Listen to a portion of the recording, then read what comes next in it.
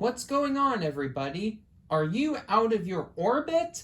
Well, let Jason the cartoon fan get you back in it with an all-new installment in my series of videos focusing on another addition to my physical media collection. Stop whatever crazy thing you have running in the background, because this time around, we're taking a look at the all-new complete series DVD set for the classic Hanna-Barbera series, The Jetsons. Ba-da-da-da. The Jetsons is a cornerstone of American culture. You can't call yourself a true animation fan if you don't have at least a little respect for this series about an Eisenhower-era family placed in a speculative future. Well, at least it will be the future until we reach 2062. We still have 51 years to go before we can see how accurately Hanna-Barbera predicted what society would be like by then. As for my personal opinion, I think it's good, but not quite the immortal classic that its older sibling show, The Flintstones, is. After watching both shows back to back via Sunday morning mini block broadcasts on MeTV, I was legitimately shocked when I realized just how hard the Jetsons tried to be as much of the complete opposite of the Flintstones as possible. It's not just the obvious difference of one family living in the past and the other family living in the future either. While the Flintstones struggle to maintain a financially sound life due to Fred's manual labor job, the Jetsons are comfortably middle class. The Flintstones also have a happy, healthy social life thanks to their friendships with the Rubbles. But while they're certainly not antisocial, the Jetsons are less connected to the world because they don't seem to have any close relationships beyond the ones they have with each other and with the people they talk to regularly as part of their daily routines. Pebbles Flintstone and Bam Bam Rubble are pre-verbal infants, while Elroy and Judy Jetson are both school students. Finally, Fred and Wilma start their show as pet owners and become parents later, while George and Jane are the exact opposite. Half of these other differences are pros, and the other half of said differences are cons, but I find the Jetsons to be the inferior show because it focuses too much on the weaker elements and doesn't focus enough on the stronger elements. First, let's start with the weaker elements. Of course, a key part in the Jetsons' style of humor is how ridiculously easy work in its imaginary future is, to the point where George's job consists simply of pushing a single button 3 times a day, 4 days a week. But because of how simple his work life is, and the lack of a best friend he could share misadventures with, George's antics and frustrations aren't as compelling as Fred's. This wouldn't be too bad if the show was focused primarily on the trials and tribulations of the family as a whole, but much like how Fred is the heart and soul of the Flintstones, The Jetsons is George's show first and foremost. Actually, now that I think about it, it's an amazingly great coincidence that I'm reviewing my new Jetsons DVD set immediately after my book based on the Owl House, as I honestly think the Owl House is what the Jetsons is to the Flintstones in regards to the cartoon that it's clearly following in the footsteps of, Amphibia. But that's a review for hopefully another day, assuming that Disney ever gives the Owl House any proper physical media releases. Let's not be too harsh on the Jetsons, though, because for everything it doesn't do so perfectly, there's something that the show excels at. Judy and Elroy are very well-written child characters for their time, and are my favorite of the show's core family members. Sadly, like I indirectly stated earlier, they don't get as much attention on the show as their father, but the episodes where they are the main focus of the plot, such as A Date with Jet Screamer, The Good Little Scouts, Judy's Birthday Surprise, and The Wrong Stuff, are my favorites of the entire series. And despite the negative impact they have on George's sympathy factor, the moments where the family use their futuristic gadgets and complain about how difficult their life is, in spite of how good they've really got it, are still pretty damn funny. Also, Astro is an irresistibly lovable pet, to the point where you seriously got to wonder why George was so desperate to replace him with a robot dog when the rest of the family decided to adopt the mutt.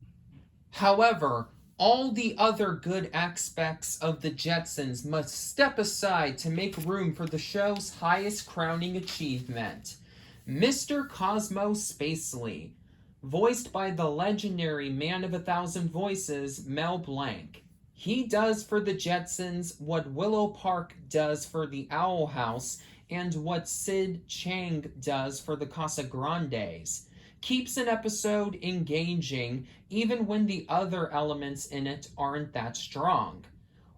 While not quite as hilarious as Charles Montgomery Burns, Mr. Spacely is still one of the absolute best examples of the greedy, self-centered boss character in animation, even nearly half a century after he first blew his trademark short temper onto our TV screens. The way he routinely yells at his hapless employee for slacking off on the job, especially when you remember how insanely easy George's job is, and his willingness to completely disregard the safety of the others at his company just to make a quick buck, always gets at least a little laughter out of me, thanks to Blank's amazing talent of making words and lines that aren't really funny seem absolutely hysterical due to how these words and lines are spoken. What are you doing? Goof it off, sir! Report to my office. Yes, sir.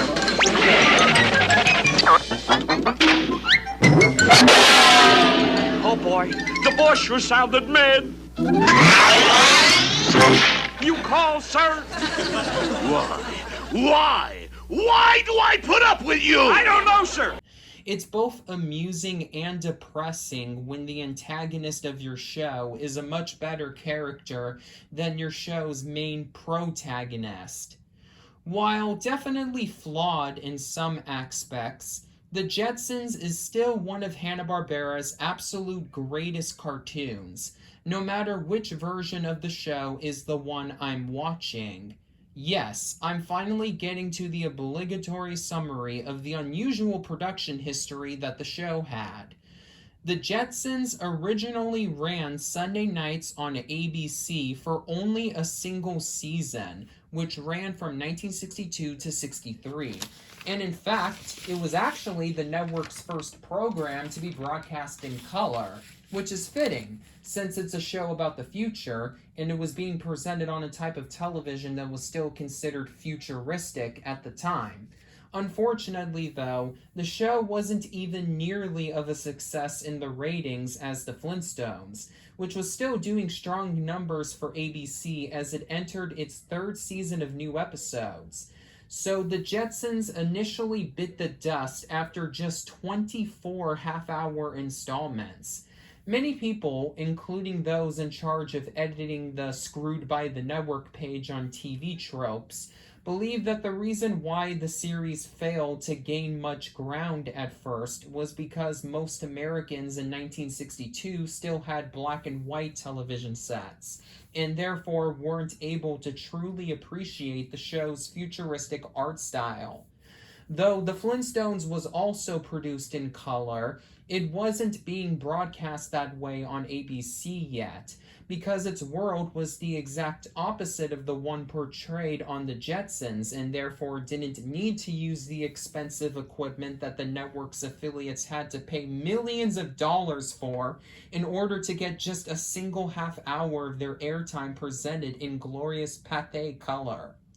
While there may be a little bit of truth in that, however, I think that the real reason why the Jetsons didn't instantly reach Flintstones level popularity was due to its stiff competition on another network. The show originally aired Sundays at 7:30 p.m., thus placing it in direct opposition against the Disney anthology series on NBC. And ironically, that show was also being broadcast in color. I mean, it was literally titled Walt Disney's Wonderful World of Color at the time. Even as early as the 1960s, Disney was such an established household name that putting premieres of a show from another company in the same time slot as new episodes of a series made by the Mouse House was basically a death sentence. The modern day equivalent would be if Cartoon Network aired new episodes of Craig the Creek as a counter program to Big City Greens on Disney Channel. And ironically, the Disney Anthology series was originally ABC's show. This was way before Disney purchased the network, by the way.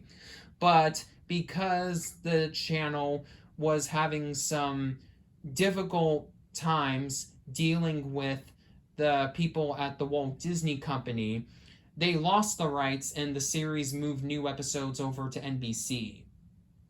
However, after the network canceled the series in 1963, ABC began airing reruns of the Jetsons on Saturday mornings, and it became a smash hit with children on that day of the week, which led to that one and only season continuing to get rebroadcasted on TV, with later repeats moving to NBC and then CBS for over 2 decades. The voice of George said that his own children regularly watched the reruns for 12 years. Finally, Hanna-Barbera decided that the show was too profitable for them to keep it a short runner. So in 1985, the Jetsons finally returned with new episodes, this time airing on Sunday afternoons in syndication as part of the Fantastic World of Hanna-Barbera programming block. The second season lasted a whopping 41 episodes, which brought the total number of Jetsons episodes up to the children's series standard of 65. And then Hanna-Barbera renewed the show for a third and final season consisting of just 10 episodes, with the series concluding for good in 1987. Why did I give that mini history lesson to you viewers? Well, it's because many people believe that season 1 is the only good season of the Jetsons, and that everything from the 80s revival is complete and utter garbage. To say that I disagree with this viewpoint is an extreme understatement. Long-time Jetsons fans have criticized the 1980s episodes for causing the series to stop focusing exclusively on everyday happenings of the family and instead also have episodes consisting of fantasy events. But then again, the same thing also happened to the Flintstones during the middle of its original primetime run, no less.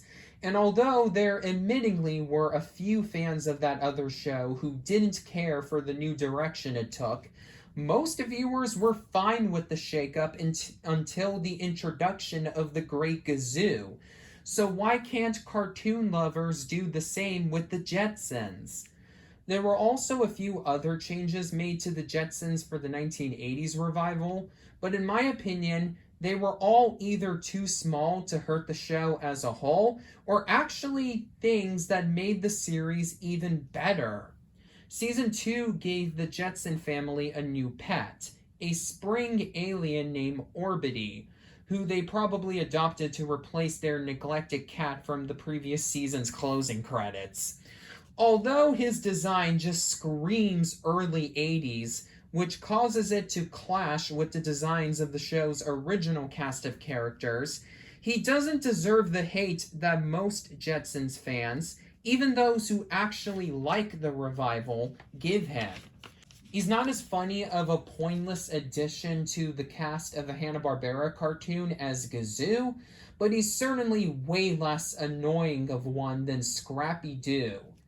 Did you know that Rosie the Robot only appeared in 2 of the 1960s Jetsons episodes?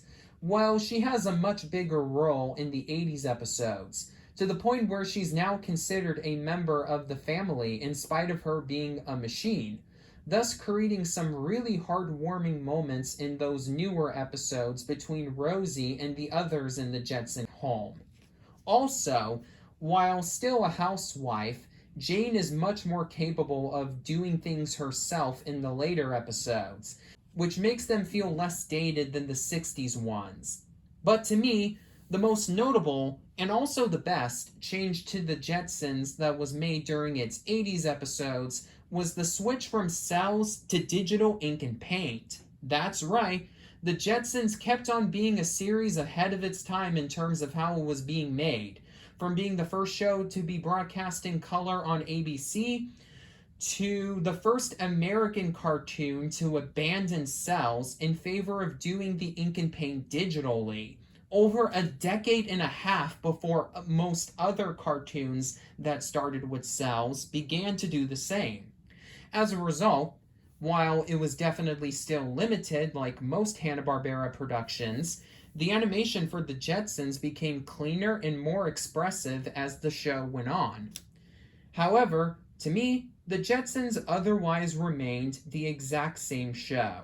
After all, it still had the same voice cast, the same composer, the legendary Hoyt Curtin, and most of the same writers and directors, which is miraculous if you think about it, because the show went on without any new episodes for 22 years, which is an awful lot of time, even more so in the 20th century than it is now. A lot of the show's original crew could have died in that time span, but thankfully, most of them didn't. So they were able to keep the show going without too many noticeable changes. The only other major one being some of the characters' voices being deeper in the 80s episodes due to their actors aging.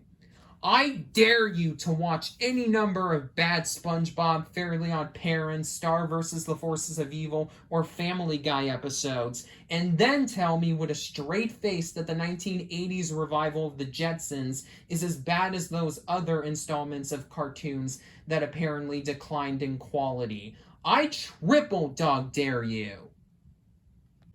Now that I've talked about all the other aspects of the Jetsons, I figured it's finally time to analyze this DVD set. I mean, that's the entire point of this video, right?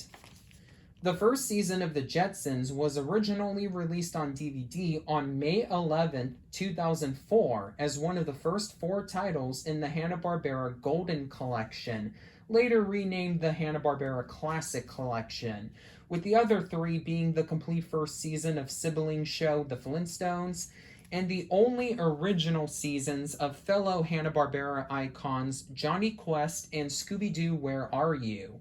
Whether it didn't meet sales expectations or Warner Brothers, the owner of nearly the entire Hanna-Barbera library since 1996, simply foresaw less of a market for the newer episodes, the latter probably being the true reason, given the criticism those installments received from diehard fans. The 80s revival didn't start coming out on disc until about 5 years later. The first half of Season 2 was given a traditionally pressed DVD release on June 2nd, 2009, but the rest of the series was initially released exclusively as manufactured on-demand DVD-R sets from the Warner Archive, WB's place to sell releases of shows and movies they believe aren't profitable enough to send to stores. The second half of Season 2 was released in this no-frills style on November 8th, 2011, and Season 3 was finally given a DVD release on May 13th, 2014, which means it took almost exactly 10 years for the entirety of the Jetsons to come out on physical media, while the Flintstones only took a quarter as long to be finished on disc. Of course, all of this info has brought us to where we are now. The Jetsons, the complete series, was released on DVD on October 13th, 2020 as part of the Hanna-Barbera Diamond Collection, Warner's latest line of DVDs featuring shows from the HB catalog. Most of the titles in the Diamond Collection are simply bare-bones re-releases of titles from the Hanna-Barbera Golden/Classic Collection, including a reprint of Season 1's original DVD set that downgraded its discs from 4 to 3, but this entry in the collection is a bit of a different story. For this set, Warner Brothers managed to squeeze all the episodes from both versions of the show onto 8 discs, accompanied by the 1987 made-for-TV crossover movie, The Jetsons Meet the Flintstones, which was originally given a standalone Warner Archive DVD on June 14th, 2011, and later became one of the 7 pieces of content produced as part of the Flintstones franchise to be bundled together on August 4th, 2020 as part of the traditionally pressed DVD multi-pack, The Flintstones, 2 Movies, and 5 Specials. Since it's literally the complete TV series, you may think it's the only Jetsons title you need to have in your physical media collection, but the statement isn't quite true. You see, Season 1 of The Jetsons was also released on Blu-ray on September 10th, 2019. Not only are the episodes in HD there, but that set, which is titled the complete original series, since many people consider the revival to be a separate show, also ported over the extras from the season's 2004 DVD box set after the Diamond Collection reissue of said set got rid of them due to the aforementioned discount decrease, and even restored some of the show's sponsor tags, which haven't been seen since Season 1's original network broadcasts. Prior to me purchasing the complete series, I had another Jetsons DVD set, which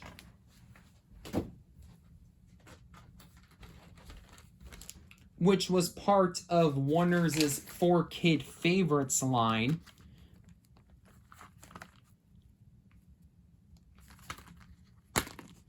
That was basically just the first 2 discs of the old Season 1 DVD set in a standard size DVD case. But I'm planning on getting rid of that older set so I can buy the Blu-ray release of the entire season. This complete series set also does not include the theatrical Jetsons movie from 1990, which served as the true finale to the TV show. The film was released by Universal back when they owned Hanna-Barbera, and although Hanna-Barbera has switched corporate owners 2 times since then, Universal still owns Jetsons the movie outright. If you want to make your Jetsons collection truly complete, it's available on disc separately, with the movie being released on DVD on April 28, 2009, and on Blu-ray on February 16, 2021. I rented a copy of the film's Blu-ray earlier this week and thought it was a great release, so I'm definitely going to buy my own copy of it soon. But in the meantime, let's take a look at the packaging for the most comprehensive physical media release of the Jetsons franchise that you can currently get.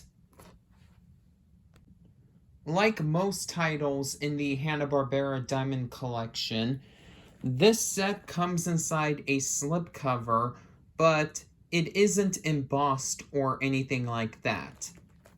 Heck, it's not even shiny like some of the older Hanna-Barbera Diamond Collection releases.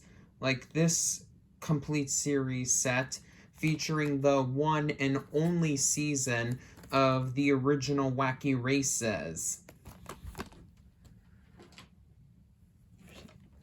On the top of the front cover, we have the Hanna-Barbera logo, and right below that it says Diamond Collection. And then right below that, it says the Jetsons, the complete series, though it's not the show's logo that's used on here, which I find to be a little bit off. It makes this set feel a bit more bootlegish than it should be. Bootlegish than it should be. And then right below that, we have a really nice looking picture of the entire Jetson family around various places in their hometown of Orbit City. And right below that, the front cover says that this set includes 75 episodes on 8 discs. As usual for most modern DVD releases with a slipcover, the left and right sides of the slipcover are both pretty much the same. They both got the Hanna-Barbera Diamond Collection logo. They both say the Jetsons, the complete series. And then we have a DVD icon and the Warner Brothers logo. This is actually the first Warner Brothers DVD in my collection that has the new version of the Warner Brothers Home Entertainment logo. It looks fine by itself, but it can't compete with the iconic golden shield on the company's older DVD and Blu-ray releases.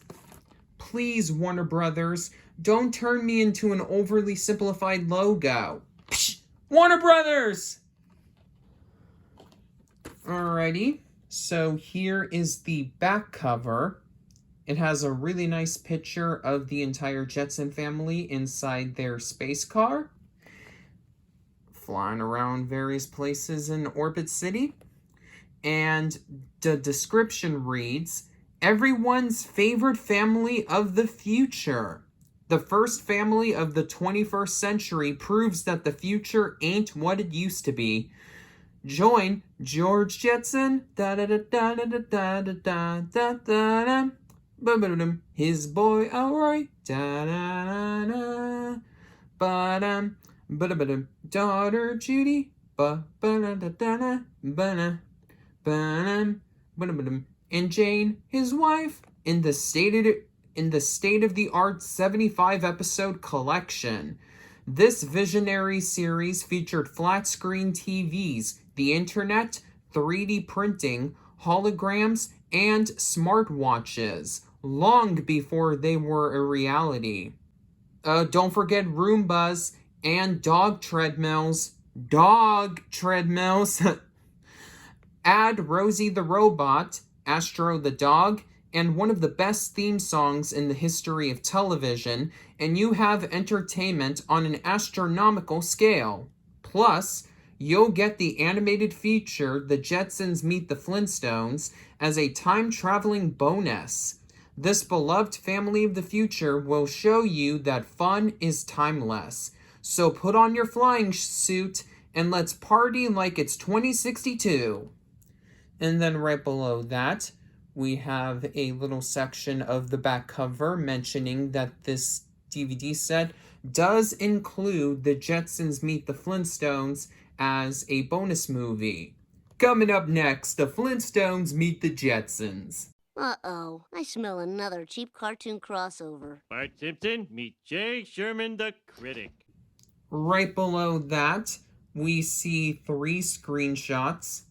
I can tell because of the slightly slicker character designs that these 2 screenshots are from the 80s revival, And this screenshot right here, which looks a little bit more simplistic, is from an episode of the 1962 to 63 run of the show. In fact, if I remember correctly, this one is from the episode where the Jetson family adopted Astro, since he wasn't in the earliest episodes of the show. And then right below that, we see the Hanna-Barbera logo, the new Warner Brothers Home Entertainment logo, and some technical specifications and legal information. You can pause here if you want to read everything that's listed here. Alrighty, so let's see what we got inside the case.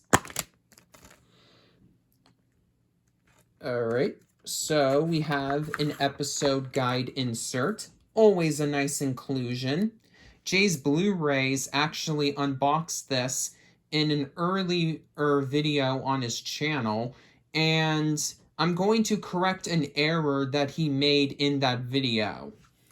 You see, he falsely assumed that because each season is listed above certain discs on this episode listing, that the discs, like each season was only featured on the discs that they're listed above here on this insert. But actually, the seasons overlap each other. So, discs 1 and 2 consist entirely of episodes from season 1. And then for disc 3, we go into season 2 with episode 25, which, of course, is the episode introducing Orbity. Elroy meets Orbity. Alrighty. Like I mentioned earlier in this video, season 2 was a really long season. So, disc 7 transitions over to season 3 with this episode, Crime Games, the 66th episode of the show to be produced.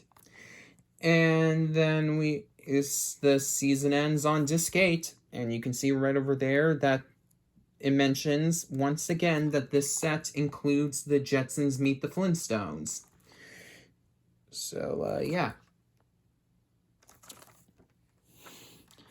I'm not a big fan of how the insert covers up disc 1. I feel like they should have put an extra flipper in here so all the discs are inside flippers rather than having discs 1 and 8 be on the opposite sides of the case. But, you know, beggars can't be choosers. They really cannot. And especially in this day and age of physical media collecting. So the artwork on each disc, if you can even consider it artwork, is pretty much the same on each of them. I like the blue color that they used for each disc's labels, but it's nothing really fancy or anything like that. The only real difference between each of these discs, besides, of course, the number, is the fact that disc 8 mentions that, again, it includes the Jetsons Meet the Flintstones. And, yeah, that's the packaging for you.